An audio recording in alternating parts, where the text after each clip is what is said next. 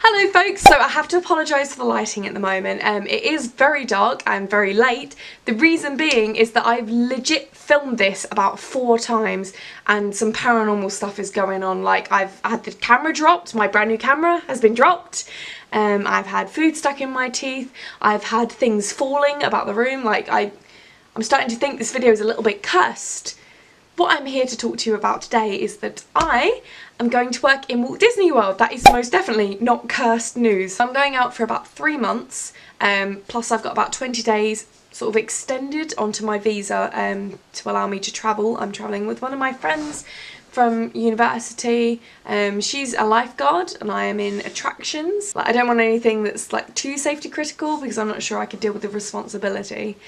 But I would like a ride, I think, or main gate would be good. So the Cultural Exchange Programme is a 3-month programme done via Disney International and Yummy Jobs. So Yummy Jobs is the UK kind of liaison for the programme. So they are the people that you first apply to. They are the people that will do the kind of first screening of your application. So you send your written application to Yummy Jobs. Your first interview is with Yummy Jobs. They are the ones that will then pass your information on to Disney, and then you will have your interviews and things with Disney. So it's just over the summer. I am going as part of the second intake, so I will be starting on the 19th of June and I will be staying until the 31st of September. So when I first found out that I'd got on the programme, it was actually during a show that I was doing. It was the night of a show, and I remember we kind of had an inkling that we were going to find out that night. I can't remember what it was, and we were in the same show together, and I remember her finding out and I was too scared to look. I found out just after that show and I was so ecstatic. I'm the biggest Disney fan. I'm super pumped and it's not really felt real until now. I guess that's why I've been inclined to make this video. I don't know what role you are until you log on to the system. So for ages I was kind of reserving my excitement a little bit because when you sign up for the programme you rank basically the job roles that you're interested in. And the way that my interview went, and I'll probably go into this in another video because I think it would be really useful to maybe go through the process. People ask me how I got the job, how the application process worked, was it hard? So I'll probably do other videos on that. You effectively just get a letter saying congratulations, and it's like, you don't know what you're doing yet. I don't think there's any bad roles as such, but I'll read you the ones I have. I've got a list. See? Prepared, that's me. And you get to rank these in terms of your preference. So you can say high preference, I don't know what term they use, but it's effectively not bothered, and low preference meaning not really interested, and then there's literally like not interested, don't put me down, I'd rather just not do the programme.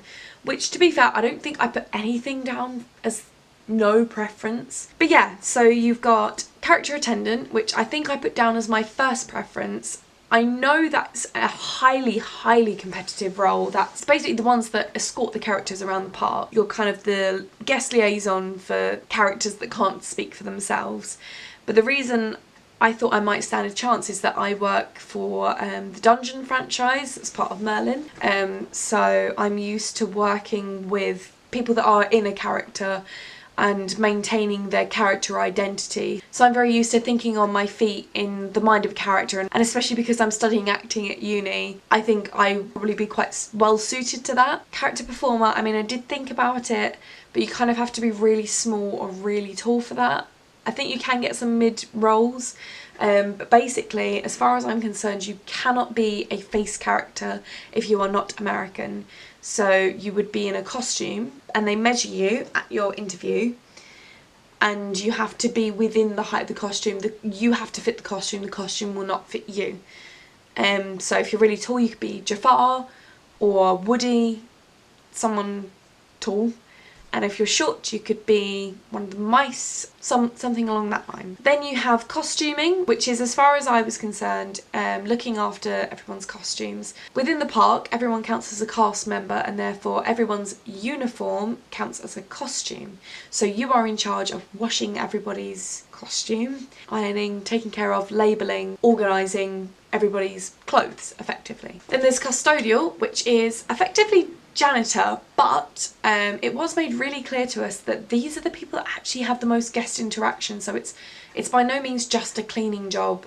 You are the person that is always floating around the park. Then there's full service food and beverage and quick service food and beverage. So full service food and beverage is more akin to upper class waitressing as far as I could tell. I mean, forgive me if I'm getting any of these wrong. I've never been in these roles. This is what I gathered from the interviews and the way they were describing them. So it's more showing guests to their table in some of the higher restaurants, making their experience really magical, which I think is really cool, and I believe I put that as high preference actually. I thought that could be really nice. Quick service food and beverage is more akin to some of the carts, so you could be making pretzels or you could be working in one of the quick service restaurants. So Disney dining is set between full service, which are sit down restaurants, and quick service. Go in, order your food, take it, eat it, leave. You will collect your food, they will not bring it to you. Then you've got housekeeping, which is pretty self-explanatory. It's basically going around the hotels, clearing up the rooms. Again, much like custodial, I have heard that is one of the best teams to work in,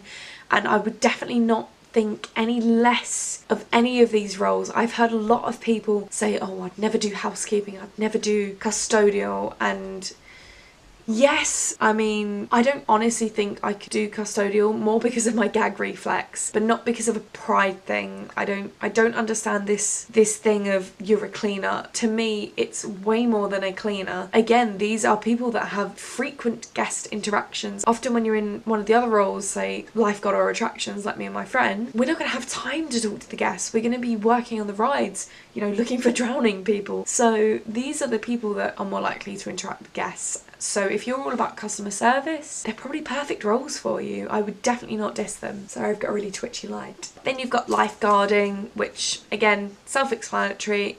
These are either at resorts or water parks. So there's Typhoon Lagoon, Blizzard Beach, or there's obviously all the resorts, which are shallow water. So it just depends where you're posted for that one.